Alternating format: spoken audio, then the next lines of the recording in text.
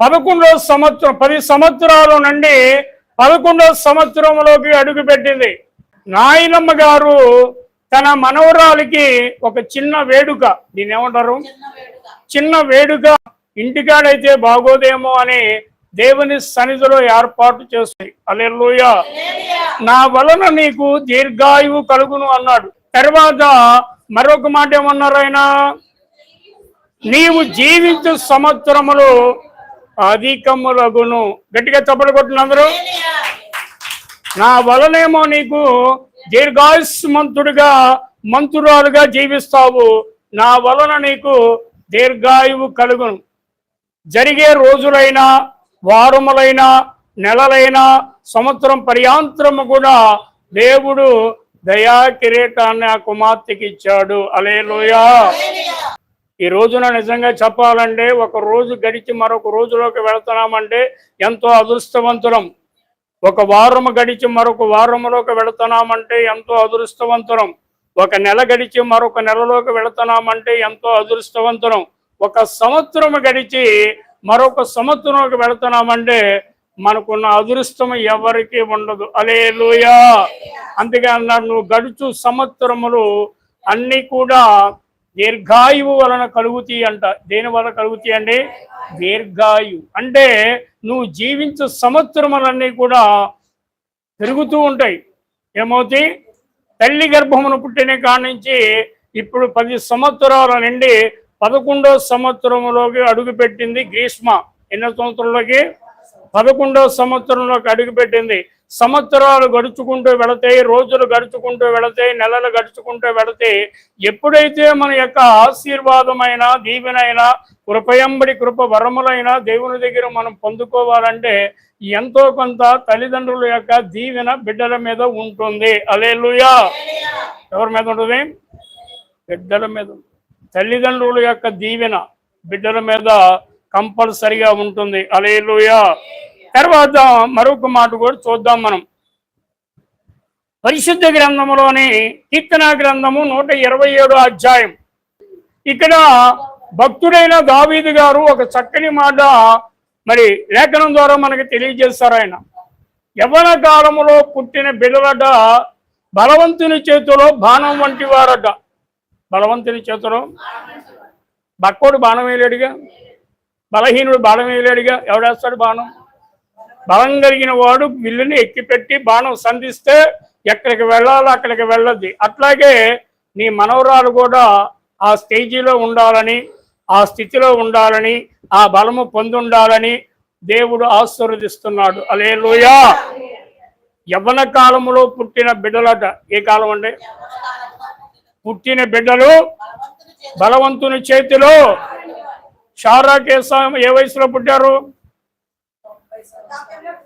99 సంవత్సరం వయసులో షారా కుమారుణ్ణి కంది. అప్పటికి షారాకి బలం ఉడికిపోయిందా? అబ్రహాముకు బలం ఉడికిపోయిందా? జ్ఞానం కలిగి మనం ఆలోచిస్తే మనకున్న బలము కన్నా, మనకున్న శక్తి కన్నా, మనకున్న తెలివితేటల కన్నా ఆనాడు అబ్రహాము షారాకున్న బలము 99 వయసులో 15-16 సంవత్సరాల వయసులో ఉన్న బలము వారికి ఇచ్చారు. హల్లెలూయా. అందుకనే ఆ టైంలో ఏ కుమారుణ్ణి కన్నారు? ఇస్సాకును కన్నారు. ఏం కన్నారండి? ఇస్సాకు అంటే అర్థం ఏంటి? నవ్వటం. అప్పుడు వరకు ఆ కుటుంబంలో నవ్వు లేదు. అప్పుడు వరకు ఆ కుటుంబంలో మనసారా నవ్వుకోలేదు భార్యాభర్తలు ఇద్దరు. ఎప్పుడైతే ఇస్సాకు జన్మిచ్చాడో ఆ కుటుంబంలో నవ్వడం ప్రారంభించారు. హల్లెలూయా. అలాగే చాలా మందికి ఆడపిల్లలు అంటే ఇష్టం ఉండదు. ఆడపిల్లలు అంటే ఏ పిల్ల ఎవరు పుట్టారండి అని అడుగుతారు ముందు. మగపిల్లడా? Very good. ఏమంటారు? ఆడపిల్ల అంటే బేరఫోద అంటారు. ఏమంటారు అంటే అర్థం ఏంటి? తీసుకెళ్ళటమే, తెచ్చేది లేదు. హల్లెలూయా. అదే మగపిల్లడైతే చేస్తాడు. హల్లెలూయా. కాబట్టి మన జీవితంలో యవ్వన కాలములో పుట్టిన బిడ్డలు బలవంతుని చేతిలో బాణం వంటి వారు. కునీపురిగా ఉంటాకి లేదు. ఎలా ఉండాలి? బలముగా ఉండాలి. హల్లెలూయా. మనం తినే ఆహారంలో బలం ఉండదు, కానీ దేవుడిచ్చే వాక్యములో మనకి ఆశీర్వాదం ఉంటుంది. హల్లెలూయా. దేవునికి మహిమ. నీవు చేసిన ఉపకారములకు నేనేమి చెల్లింతునో, నీవు చేసిన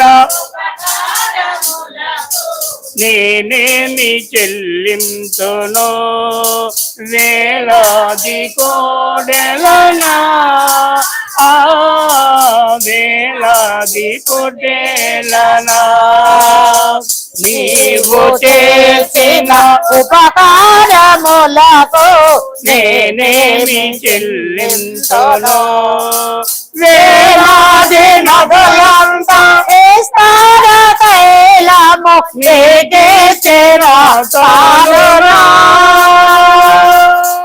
వేలాది నగలంతా వేస్తార తైలము నీకే చేరాసాలునా, గర్భఫలమైన నా దేశపుత్రుని నీకిచ్చిన సాలునా, గర్భఫలమైన నా దేశపుత్రుని నీకిచ్చిన సాలునా. యెషయా గ్రంథము 59:21. నేను వారితో చేయి నిబంధన ఇది, నేను వారితో చేయ నిబంధన ఇది, నీ మీదనున్న ఆత్మయు నీ మీదనున్న ఆత్మయు నేను నీ నోట నుంచిన మాటలను నేను నీ నోట ఉంచిన మాటలను నీ నోట నుండి నీ నోట నుండి నీ పిల్లల నోట నుండి జాగ్రత్తగా వినాలి. నీ పిల్లల నోట నుండి నీ పిల్లల పిల్లల నోట నుండి పిల్లల నోట నుండి ఈ కాలము మొదలుకొని ఈ కాలం మొదలుకొని ఎప్పుడును తొలగిపోవు అని యెహోవా సెలవిస్తున్నాడు. గట్టిగా చప్పట్లు కొట్టండి. హల్లెలూయా. 3 తరాల వరకు దేవుని యొక్క వాక్యము గ్రీష్మ నోటులో దేవుడు పెట్టబడును గాక. ఆమేన్. 3 తరాలు దీవిస్తా అన్నాడు. ఎన్ని? నీ తరం, నీ బిడ్డల తరం, ఆ బిడ్డల తరం, 3 తరాల వరకు దేవుడు నిన్ను ఆశీర్వదించబడును గాక. ఆమేన్. మరొక మాట చూద్దాం బైబిల్లో. పరిశుద్ధ గ్రంథంలో యెషయా గ్రంథం 44:3. నేను దప్పిగల వారి మీద నీళ్లను ఎండిన భూమి మీద ప్రవాహ జలములను ఎండిన భూమి మీద ప్రవాహ జలములను కుమ్మరించదను నీ సంతతి మీద ఆత్మను కుమ్మరించదను నీకు పుట్టిన వారిని ఆశీర్వదించదను. తన తల్లిదండ్రులకు పుట్టిన బిడ్డను నేను ఆశీర్వదిస్తాను అన్నాడు దేవుడు. దేవుడు ఆశీర్వదించడం ప్రారంభించిన తర్వాత దాన్ని ఆపగలిగిన శక్తి ఈ ప్రపంచంలో ఎవరికి లేదు. హల్లెలూయా. నీకు పుట్టిన బిడ్డలు నేను ఆశీర్వదిస్తాను, నీకు పుట్టిన బిడ్డలు నేను దీవిస్తాను, నీకు పుట్టిన బిడ్డలు నేను ఐశ్వర్యం ఇస్తాను, నీకు పుట్టిన బిడ్డలకి నేను బలాన్ని ఇస్తాను, నీ పుట్టిన బిడ్డలకి నేను శక్తిని ఇస్తాను అని చెప్పి దేవుడే మాట్లాడుతున్నాడు. ఎవరు మాట్లాడుతున్నారు? దేవుడే మాట్లాడుతున్నాడు. బిడ్డలకు అనగానే సరిపోదు, వాళ్ళు ఒక సక్రమైన మార్గంలో మనం బ్రతికించాలి. మొక్కై వంగందే వానై వంగున. చిన్నప్పటి నుంచి కూడా పిల్లలకి వాక్యములో పెంచాలి. దేనిలో పెంచాలి? వాక్యములో పెంచాలి. ప్రార్థన చేయమ్మా, వాక్యం చదువు, మోకరించు. ఈ లోకం మనకు యోగ్యమైనది కాదు. స్కూల్కి చిన్నగా వెళ్ళాలి, చదువుకోవాలి, కుడివైపు కానీ ఎడమవైపు కానీ చూడకుండా త్వరగా ఇంటికి రావాలి అని చెప్పే బాధ్యత తల్లిదండ్రులకు ఉంది. హల్లెలూయా. ఈ రోజున పిల్లలు చెడిపోవడానికి గల ప్రథమ కారణం ఏంటో తెలుసా? పిల్లలు చెడిపోవడానికి కారణం ఏంటంటే స్మార్ట్ ఫోన్లు. మీరు గుడివాడలో చూడండి, ఇంత పిల్లకాడి నుంచి ఇంత పిల్ల వరకు కూడా ఏం మాట్లాడతారో తెలియదు. ఆ చెవిలో ఫోన్ ఉట్టుకుని వెళ్ళిపోతా ఉందో. కింద ఒక అమ్మాయి చెవిలో ఫోన్ పెట్టుకుని వెళ్ళిపోతున్నట్టు నుంచి ఆటో వచ్చేస్తుంది. చూడండి, అలాంటి పద్ధతులు ఎవరు చెప్పాలి? తల్లిదండ్రులు చెప్పాలి. లేదనుకో ఫోన్ తీసుకెళ్ళకూడదు బయటికి. ఫోన్ బయటికి తీసుకెళ్ళకోకుండా క్రమశిక్షణ కలిగి ఏ పని మీద అయితే మనం వెళ్ళామో ఆ పని మీదే ఉండాలి. ఇది వరకు చిన్నప్పుడు మీకు చెప్పారో లేదో నాకు తెలీదు, మన తల్లిదండ్రులు ఒక మాట చెప్పేవాళ్ళు. ఏమన్నా మీకు తెలుసో తెలీదు. మన తల్లిదండ్రులు ఏం చెప్పేవాళ్ళు అంటే, రే వెళ్ళేటప్పుడు కుడి పక్క నుంచి వెళ్ళు, వచ్చేటప్పుడు ఎడం పక్క నుంచి రా. అలా చెప్తా, అలా చెప్పేవాళ్ళే కదండి. ఇది వరకే ఆ? చెప్పేవాళ్ళే కదా. మరి వాళ్ళు ఎవరిని చెబుతున్నారా? చెప్పట్లా. బండేసుకెళ్ళు, తొందరగా వచ్చాయి, త్వరగా వచ్చాయి, బండేసుకెళ్ళు.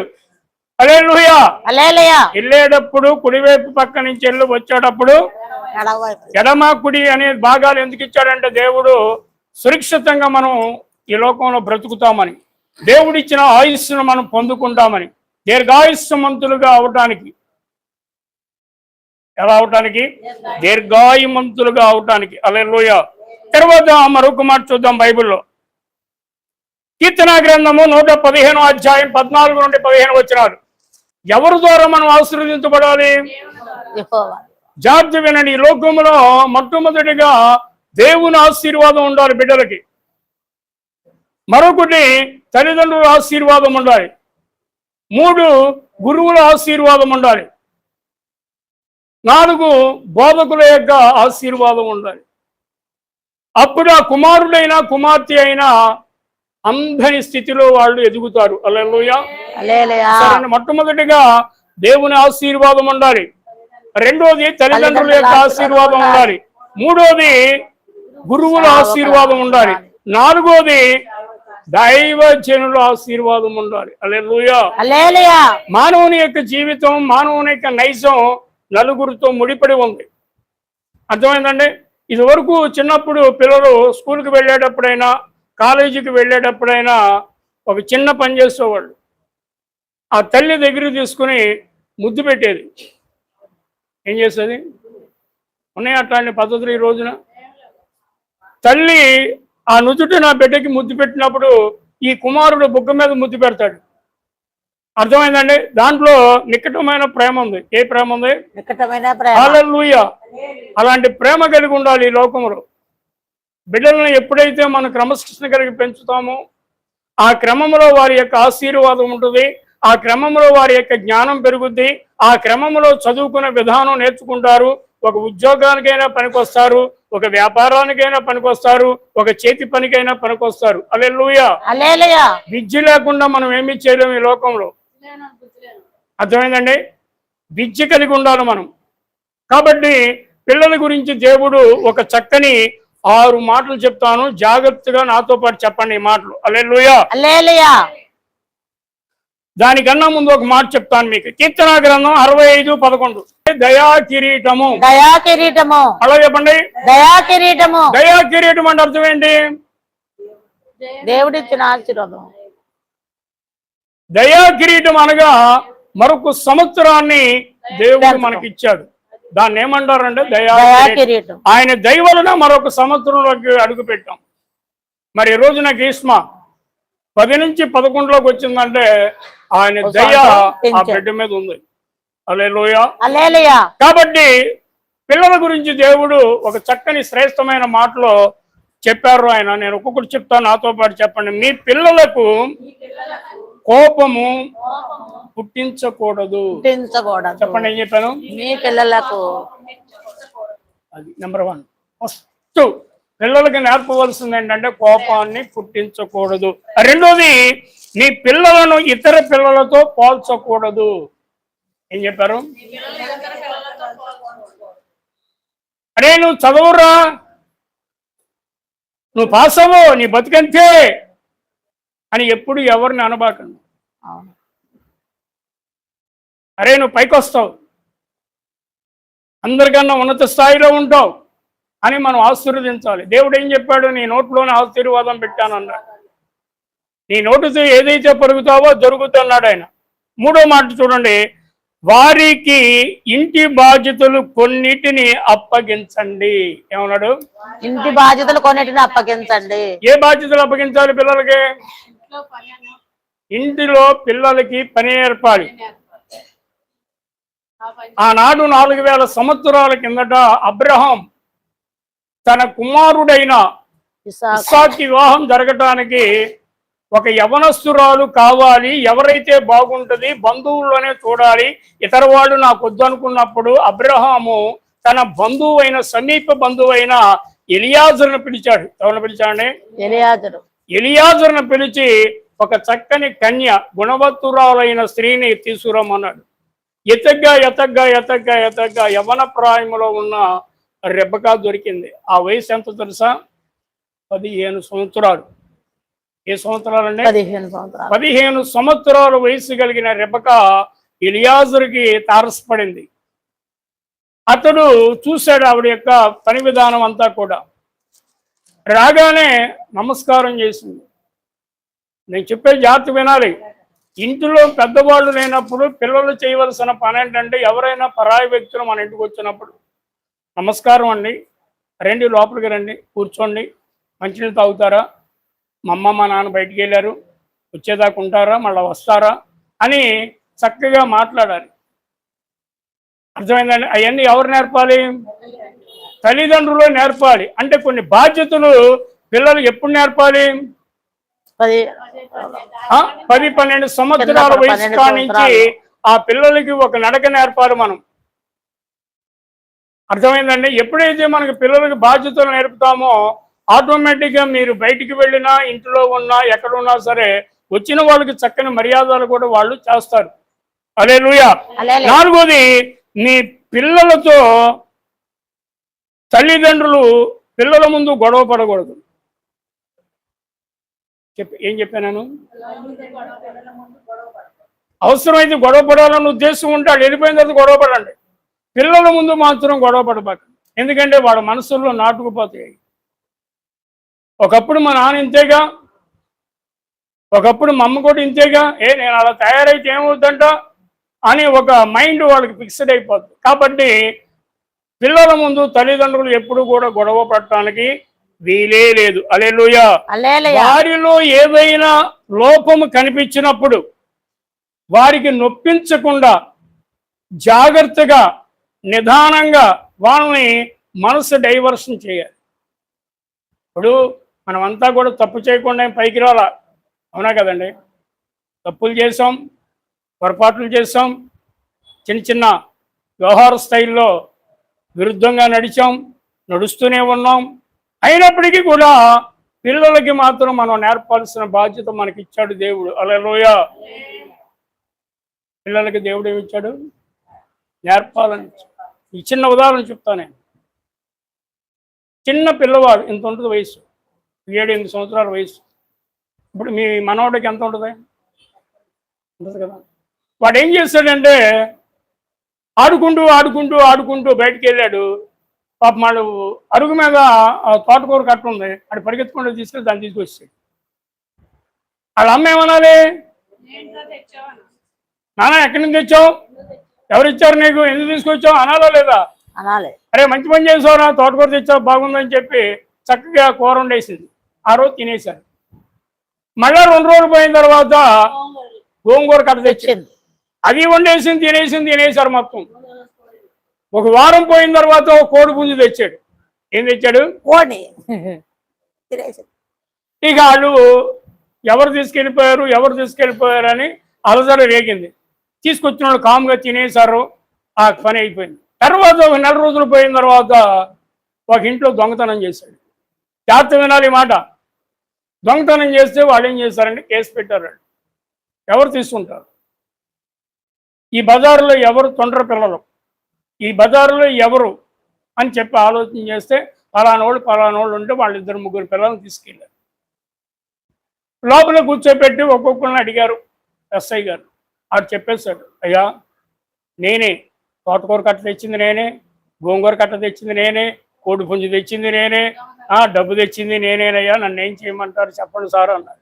మిమ్మల్ని పిలవండి అన్నారు. అంతా అయిపోయింది.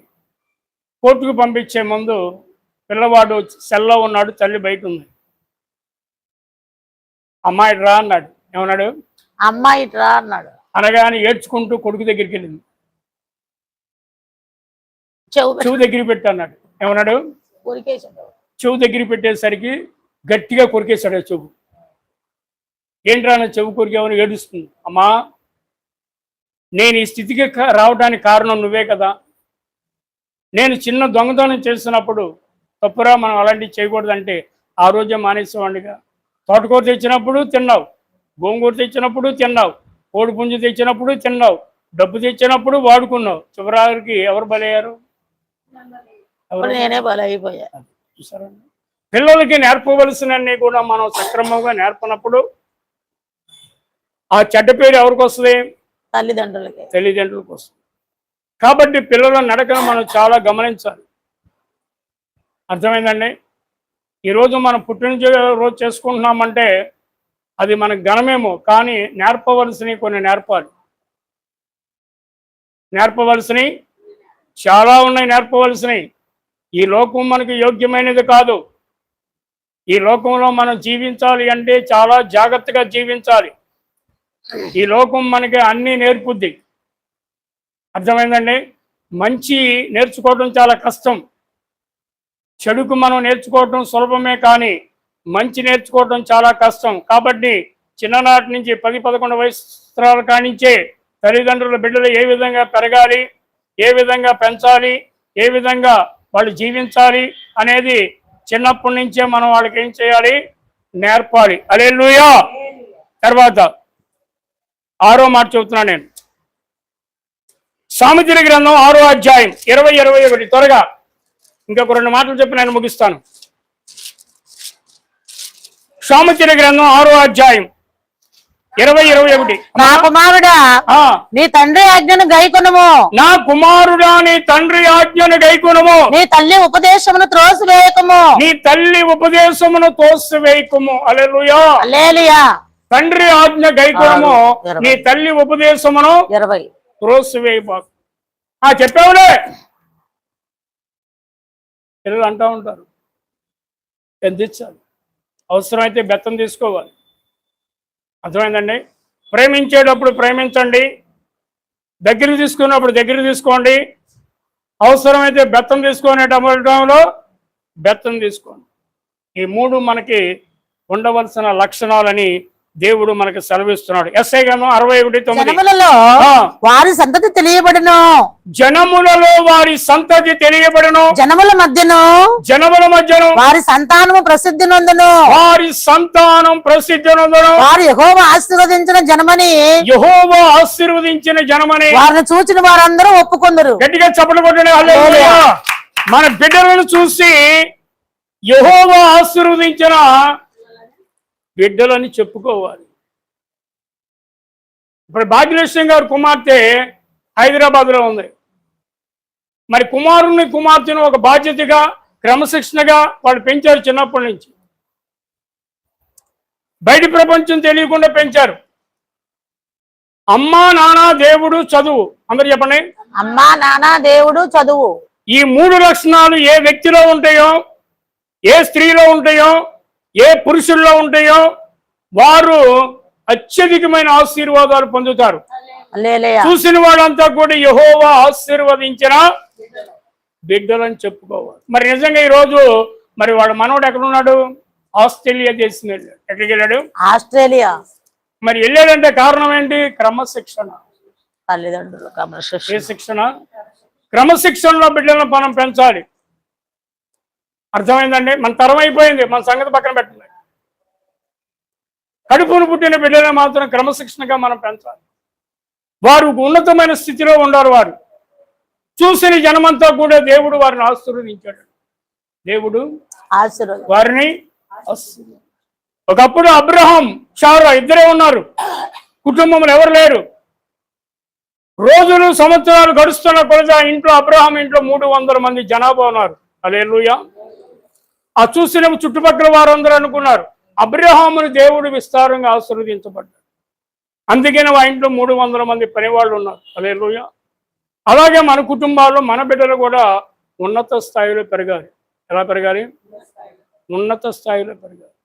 తల్లిదండ్రుల యొక్క తపన ఎవరి కోసం అండి? చెప్పండి, ఎవరి కోసం? తల్లిదండ్రుల యొక్క తపన బిడ్డల కోసమే. నేను పడిన కష్టం నా బిడ్డలు పడకూడదు అనే ఆలోచన కలిగి బిడ్డలను పెంచుతారు. హల్లెలూయా. హల్లెలూయా. దేవునికి మహిమ కలుగును గాక. హల్లెలూయా. చివరిగా ఒక మాట చెప్పి నేను ముగిస్తాను. సామెతల గ్రంథం 22:6.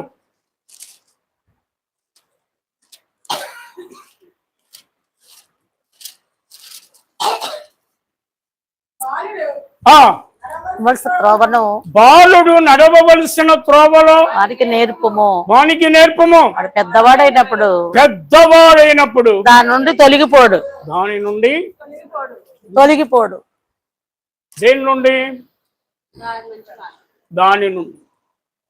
దాని నుండి మనం కూడా నేర్చుకోవాల్సినవి కొన్ని ఉన్నాయి. ఒక పిల్లలకే కాదు, ఇక్కడ మనకి 50, 60, 40, 30 సంవత్సరాల వయసు వచ్చినా ఇంకా తెలియని కొన్ని విషయాలు మనకు ఉన్నాయి. కాబట్టి మనం తొలగిపోకుండా ఉండాలి అంటే కొన్ని మనం నేర్చుకోవాలి. ఏమి నేర్చుకోవాలి అది కూడా చెబుతాం మీకు. కీర్తన గ్రంథం 1వ అధ్యాయము 1 నుంచి 3 వచనాలు చదవండి. దుష్టుల ఆలోచన చొప్పున నడవక, పాపుల మార్గమును నిలవక, అపహాసకులు కూర్చున్న చోట కూర్చుండక, యెహోవా ధర్మశాస్త్రమునందు ఆనందించుచు దివారాత్రము దానిని ధ్యానించువాడు ధన్యుడు. అతడు నీటి కాలువల ఎవరను నాటబడినదే ఆకువాడక కాలమందు ఫలమిచ్చు చెట్టు వలె నుండును. గట్టిగా చప్పట్లు కొట్టండి. హల్లెలూయా. అతడు చేయనిదంతయు సఫలమగును. ఇక్కడ 3 వ్యక్తుల్ని పరిచయం చేశాడు దేవుడు మనకు. దుష్టుల ఆలోచన చొప్పున ఎవరు నడిచారు బైబిల్లో? యూదా ఇస్కారియోతు. తర్వాత పాపుల మార్గములో నిలవక ఎవరు నిలిచారు? లోతు. దుష్టుల ఆలోచన చొప్పున నడవక, పాపుల మార్గములో నిలవక, అపహాసకులు కూర్చున్న చోట కూర్చుండక. ఎవరు కూర్చున్నారు అపహాసకుల దగ్గర? పేతురు. చూసారండి, వాళ్ళు 3 ఎవరు? యేసయ్య శిష్యులే, కానీ దారి చెప్పారు. అర్థమైందండి? పిల్లలు తల్లిదండ్రులు మంచోళ్లే, కానీ బిడ్డలు సన్నమైన మార్గంలో ఉంటున్నారు ఈ రోజుల్లో. కాబట్టి అనుదినము, దినదినము, ప్రతిదినము కూడా బిడ్డల కొరకు ప్రార్థన చేయమన్నాడు. బిడ్డల కొరకు. అందుకని విలాప గ్రంథం 2:19 త్వరగా. విలాప గ్రంథం 2:9 త్వరగా. 8:30కు ముగిస్తానని చెప్పాను నేను. విలాప గ్రంథం 2:19. తీసవా? నన్ను తీసుకుంటావా? నువ్వు తీవు, నన్ను తీవంటావు.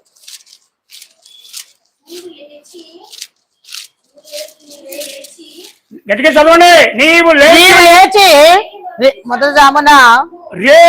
మొదటి జామున మర్రపెట్టుము. నీళ్లు కుమ్మరించినట్లు ప్రభు సన్నిధిని నీ హృదయమును కుమ్మరించుము. నీ పసిపిల్లల ప్రాణము కొరకు నీ చేతులను ఆయన తట్టు ఎత్తుము. హల్లెలూయా. ఉదయాన్నే లేచి వాకిలి ఊడ్చి బకెట్తో నీళ్లు జల్లి నీ పసిపిల్లల యొక్క వారి జీవితం కోసం, వారి ప్రవర్తన కోసం చేతులెత్తి ప్రార్థన చేయండి. ఏమన్నాడు? చేతులెత్తి. విలాపవాక్యం రాసింది ఎవరు? దొరికిందిగా. విలాపవాక్యం రాసింది ఎవరు? ఇర్మియా. ఎవరండి? ఇర్మియా గారు రాశారు. మరొక మాట చూస్తానే. యోబు గ్రంథం 1:5. త్వరగా ఇంకొక మాటను చెప్పి ముగిచ్చేస్తాను. వారి విందు దినములు పూర్తి పూర్తి కాగా యోబు తన కుమారులు పాపము చేసి తమ హృదయములలో దేవుని దూషించరేమో అని వారిని పిలువనంపించి వారిని పవిత్రపరిచి అరుణోదయమున లేచి వారిలో ఒక్కొక్కరి నిమిత్తమై దహన బలి నర్పించుచు వచ్చెను. యోబు నిత్యము అలాగున చేయుచుండెను. యోబు తన బిడ్డలు ఎక్కడ రోగంలో పడిపోతారు, ఎక్కడ శాపంలో పడిపోతారు, ఎక్కడ పాపంలో పడిపోతారు, నిత్యం వారి కదా ప్రార్థన చేసేవాడు. మన బిడ్డల కోసం మనమే ప్రార్థన చేయాలి. బిడ్డలు దారి తప్పారు, గొడవపడబాకండి. బిడ్డలు మాటింట్లో ఏమీ అనబాకండి. దీపం ఉంటుండగానే ఇల్లు చక్కబెట్టుకోవాలి. ఒకే ఒక మాట చెప్పండి, రై నేను మీ నాన్న బ్రతికినంత కాలం ఎలా బ్రతకాలో నేర్చుకోవచ్చాలి. నువ్వు సంపాదించకపోయినా పర్వాలేదు, ఎలా బ్రతకాలో నేర్చుకో. ఆ మాట చాలు. ఒక రోజున ఆ మాటే ఆ బిడ్డను మారుస్తుంది. హల్లెలూయా. హల్లెలూయా. చివరికి ఒక మాట చెప్పి నేను ముగిస్తాను. సామెతల గ్రంథం 23వ అధ్యాయం, సామెతల గ్రంథం 23వ అధ్యాయం 22 నుంచి 25 వచనాలు. అమ్మా, నిన్ను కనిన నీ తండ్రి ఉపదేశమును అంగీకరించుము. తల్లి ముదిమి యందు ఆమె నిర్లక్ష్యము చేయకుము. సత్యమును అమ్మివేయక దాన్ని కొనియించుకొనుము. జ్ఞానమును ఉపదేశమును వివేకమును కొనియించుకొనుము. హల్లెలూయా. బిడ్డలు పెరగగానే సరిపోదండి, తల్లిదండ్రుల్ని మనం జ్ఞాపకం చేసుకోవాలి. తల్లిదండ్రుల్ని ఎఫెసీయులకు రాసిన పత్రిక 6వ అధ్యాయం 1-3 వచనాలు త్వరగా.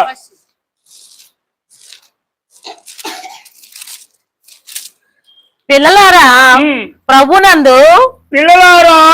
ప్రభునందు మీ తల్లిదండ్రులకు విధేయులైయుండుడి. ఇది ధర్మమే. నీకు మేలు కలుగునట్లు నీ తండ్రిని తల్లిని సన్మానింపుము. అప్పుడు నువ్వు భూమి మీద దీర్ఘాయుష్మంతుడు వగదువు. ఇది వాగ్దానంతో కూడిన ఆజ్ఞలలో మొదటిది. గట్టిగా చప్పట్లు కొట్టండి. అర్థమైందా? ఏమర్థమైంది? నీ తల్లిదండ్రులను సన్మానించము, నీ తల్లిదండ్రులను ప్రేమించము, నీ తల్లిదండ్రులను గౌరవించము. అప్పుడు నీవు భూమి మీద దీర్ఘాయుష్మంతుడు అవుతావు. అంటే అర్థం ఏంటి? దేవుడు ఎంతకాలం అయితే ఈ లోకంలో మనం జీవించాలని ఆశపడ్డాడో అంతకాలం కూడా చక్కగా ఆయన ఆధీనంలో, ఆయన స్వాధీనంలో మనం జీవించడానికి ఎంతైనా ఆస్కారం ఉంటుంది. హల్లెలూయా. హల్లెలూయా. దివిరాజుగా భూమికి దిగినాడని రవిరాజుగా దివిరాజుగా భూమికి దిగినాడని రవిరాజుగా ఇలాలో మిగిలాడని నవలోక గగనాలు తెరిచాడని పరలోక భవనాలు తెరిచాయని ఆరని జీవన జ్యోతికి వెలిగే తారకటొచ్చింది. పాడే పాటల పశువుల తార ఊయల వేసింది. ఆరని జీవన జ్యోతికి వెలిగే తారకటొచ్చింది. పాడే పాటల పశువుల తాల ఊయల వేసింది. ఆ జన్మమే ఒక మర్మము, ఆ బంధమే అనుబంధము. జన్మమే ఒక మర్మము, ఆ మర్మమే అనుబంధము.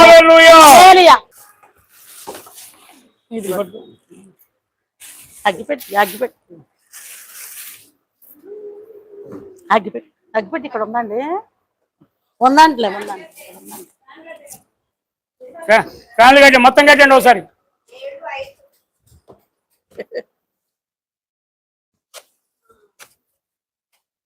గ్రీష్మ అట్ట పైన పెట్టండి. పట్టుకో అట్ట తీసామా. Very good. దీన్ని తీస్తారా ఫోటో? ఇదిగో గ్రీష్మ గ్రీష్మ గ్రీష్మ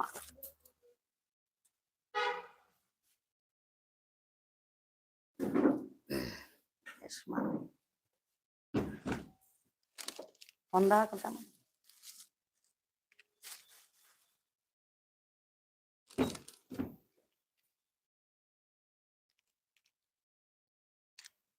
పట్టుకో. ఇది కూడా ఈ పక్కన నూరా. అందరు చెప్పండి నాతో. తండ్రి తండ్రి కుమార కుమార పరిశుద్ధాత్మ పరిశుద్ధాత్మ అన్యోన్య అన్యోన్య సహవాసంతో సహవాసము ఈరోజు గ్రీష్మ గ్రీష్మ 10 సంవత్సరాలు గత సంవత్సరం ముగించుకొని ఉంచుకొని 11వ సంవత్సరంలో 11వ సంవత్సరంలో అడుగు పెట్టుచుండగా ఉండగా ఆనాడు యేసు జ్ఞానమందును జ్ఞానమందును వయస్సునందును దేవుని దయందును మనుషుల దయందును వర్ధిల్లినట్లుగా ఈ కుమార్తెని దేవుడు నిండారుగా దీవించి ఆశీర్వదించి అభివృద్ధి కలిగించి చదువులు మంచి ఉద్యోగం ఈ కుమార్తెకి దేవుడు దయ చేయను గాక. ఆమేన్ ఆమేన్ ఆమేన్ ఆమేన్. ఎలిగించు, దీన్ని ఎలిగించు. అట్లాంటి ఇట్లా పెట్టు. నిదానంగా పెట్టి కంగారు పడతాం. Happy birthday to you, happy birthday to you, happy birthday to you, dear Grishma.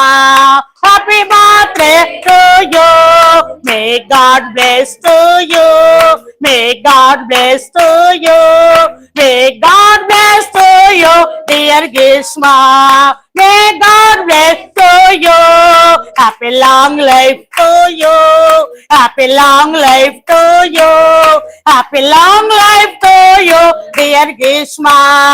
Happy long life to you, happy birthday to you, happy birthday to you, happy birthday to you, dear Grishma. Happy birthday to you. Hallelujah. Hallelujah.